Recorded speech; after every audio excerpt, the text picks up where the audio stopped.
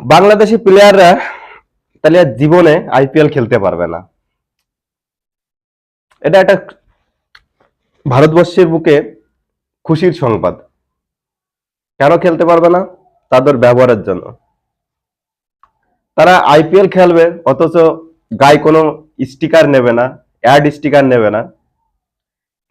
IPL এর টাকাটাই আসে অ্যাড স্টিকারের থেকে, অ্যাডের থেকে।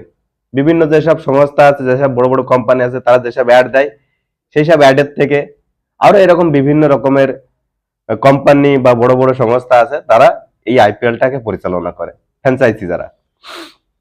তা তাদের অ্যাড তুমি পরিচালনা করবা না, তা তোমাকে কি এমনি খেলাতে রাখবে? তুমি এত কোটি টাকা খেলতে নেবে, আর তারপরে তো বাংলাদেশের যে খেলা এত, মানে এত বাজে, এত গন্ধ খেলা, যে সে খেলা আর পাতে নেওয়া যায় না। তাই এতদিন ধরে আইপিএল বোর্ড দেখে দেখে অনেক সহ্য করেছে, যে না নিচ্ছিলাম, দুটো খেতে পাচ্ছিল, দুটো ইনকাম করতে পারছিল বাংলাদেশ, তার জন্য নিচ্ছিলাম। কিন্তু এতটা খারাপ পারফরমেন্স বা এতটা খারাপ খেলে, যার জন্য এবারের থেকে আইপিএল থেকে পুরোটাই বাদ পড়ে গেল। আইপিএল এ বাংলাদেশের কোনো প্লেয়ারকে নামই উচ্চারণ করলো না। ঠিক আছে, যেখানে আফগানিস্তানের মানে ধরতে গেলে বেশিরভাগ প্লেয়ার খেলছে, সেখানে বাংলাদেশের একটা নামও নেই। বাংলাদেশের দাদারা সবসময় বিরাট কোহলির সাথে তুলনা করে তাদের দেশের প্লেয়ারদের। বিরাট কোহলির সাথে সবসময় তারা তুলনা করে তাদের দেশের প্লেয়ারকে। ভাই, তোদের ওগুলো প্লেয়ার না উইকেট? এটাই তো আমার বুঝতে পারি না। মানে উইকেট যেরকম এক জায়গায় মাথায় বাড়ি দিয়ে পুঁতে দিলে দাঁড়ায় থাকে, তোদের দেশের প্লেয়ার গারও এরকম। না একটা 6 মারতে পারে, না একটা 4 মারতে পারে, কিচ্ছু মারতে পারে না। ফালতু ফালতু টাকা দিয়ে কিনে কেউ কাঠের পুতুলের মতন দাঁড় করায় রাখবে। এইবার দ্বিতীয় পর্বে আসি। তা হচ্ছে, বাংলাদেশে নাকি শুনছি পারমাণবিক বোমা তৈরি করবে। তা ভাই, তোরা কি পারমাণবিক বোমা তৈরি করবে একটু শুনি আমরা। আগে তোদের দেশে কেতা সেলাই করা, তোদের দেশে ভালো কেতা সেলাই হয়, কেতা সেলাই করা সুইটা তো তৈরি কর, তারপরে না পারমাণবিক বোমাটা তৈরি করবি। এটা কেতা সেলাই করা সুই তৈরি করতে পারিস না, আর পারমাণবিক বোমা? হ্যাঁ,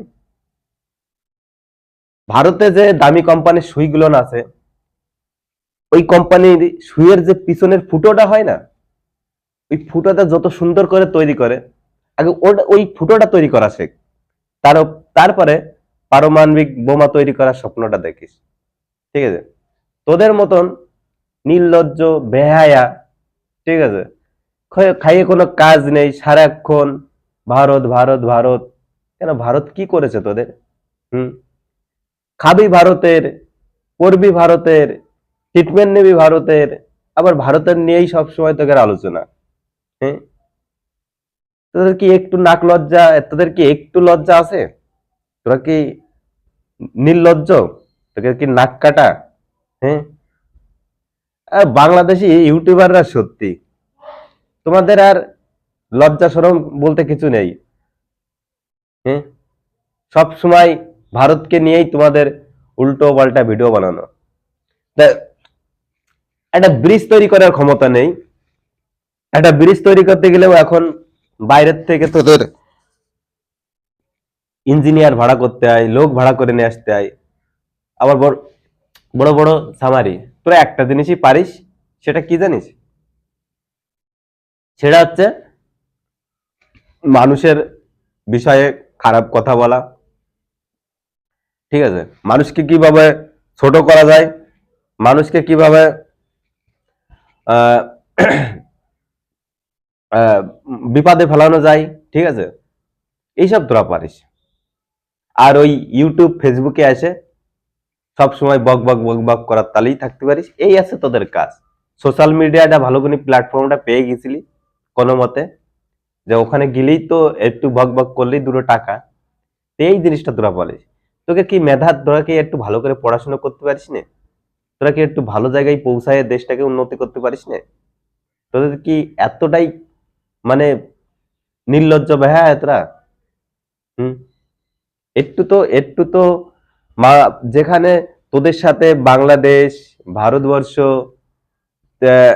বাংলাদেশ, ভারতবর্ষ, তারপরে পাকিস্তান, আফগানিস্তান, এই যে এইসব দেশ সব প্রায় একসাথেই স্বাধীন, ঠিক আছে?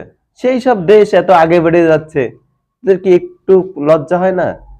হ্যাঁ, যে তা আজকে ভারতবর্ষের বুকে কতগুলো কত নিজেরা অস্ত্র তৈরি করছে, নিজেরা বিভিন্ন রকমের আহ, আহ, সূর্যযান, চন্দ্রযান, এইসব যানগুলো তারা পাঠাচ্ছে। আর তোরা ওরা কি, কোথায় ওরা কলা গাছ নিয়ে পড়ে আছিস? ঠিক আছে, কি ভারতের ওরা কলা গাছ দিয়ে দিবি? কোথায় বিভিন্ন রকমের ভারতকে নিয়ে সমালোচনা করবি? হ্যাঁ, ভারত, ওদের দেশে নাকি ভারত সেনা পাঠাবে। কেন রে লেওড়া? আমাদের আমাদের দেশের ছেলে পেলে কি ওই তোদের কাছে, তোদের মতন আহ, বেয়াদের কাছে কি মার খাতি পাঠাবো? হ্যাঁ, আমাদের সেনার গুতো আছে, ঠিক আছে? আমাদের সেনাদের গুতো আছে, যেখানে যাবে না চিরতি চিরতি যাবে। তোদের সেনাদের একবার আসতে বলিস, ঠিক আছে? তোদের মতন ওরকম যাই তাই ট্রেনিং আমাদের ছেলে পেলে, আমাদের সেনাদের দেয় না, ঠিক আছে? তা আমাদের সেনাদের সাথে লড়তে গেলে পাহাড়ে, বরফে, ঠিক আছে, মাটিতে, জলে, জঙ্গলে, সব জায়গায় ট্রেনিং থাকতে হবে।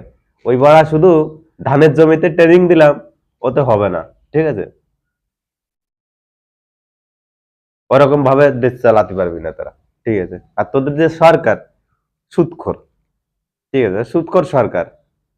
তো তোদেরই দেখবি কবে বাড়া অন্য দেশের কাছে সুদি বিক্রি করে দিয়েছে, ঠিক আছে, তোদের দেশের জনগণকে। যে সরকারটা ছিল তার জন্য দুটো খেয়ে পরে বেঁচেছিলি, এবার যে এসছে এবার বাঁচবি না। আর তারপরেও যাকে সঙ্গ নিয়েছিস, পাকিস্তান আর চীনের, তো একদম ধূলিসাৎ করে দেবে তোদের, ঠিক আছে, একদম ধূলিসাৎ করে দেবে। বেশি দিন আর তোদের বাঁচার উপায় নেই, ঠিক আছে? এরকম ভাবে চলতে থাকলে তোদের আর 10 বছর, 5 বছরও খোঁজ থাকবে না, ঠিক আছে? তোরা আর থাকবি না। আর মোল্লাগুলোন আমি বুঝি নে, এই যে মোল্লাগুলোন মাদ্রাসায় কি শিক্ষা দেয়? এই শিক্ষা দেয় যে মানুষকে ক্ষতি করো, মানুষের এ করো, ও করো। হ্যাঁ, তাহলে আমাদের কোনো যেসব ধর্ম প্রতিষ্ঠান আছে সেখানে অন্য কোনো ধর্মকে নিয়ে সেটা আলোচনাই হয় না। আর এই মোল্লাগুলোন সব সময় উল্টো পাল্টা, যেসব জলসা হয় উল্টো পাল্টা মানুষের সামনে, যে কোনো একটা সায়েন্সের জ্ঞান নেই যার মধ্যে, জিওগ্রাফির জ্ঞান নেই, ফিজিক্সের জ্ঞান নেই, ঠিক আছে, ম্যাথামেটিক্সের জ্ঞান নেই, ঠিক আছে, সালা কোনো বাংলার কোনো জ্ঞান নেই, ঠিক আছে। আর ইংলিশ তো ছাড়লামই, বলে ইংলিশে বলতে গেলে দাঁত ভেঙে যাবে, ঠিক আছে। তাও মানে এদের নাক লজ্জা হয় না। তো ভিডিওটা এই পর্যন্ত, ভালো লাগলে লাইক, শেয়ার, কমেন্ট অবশ্যই করে দিও।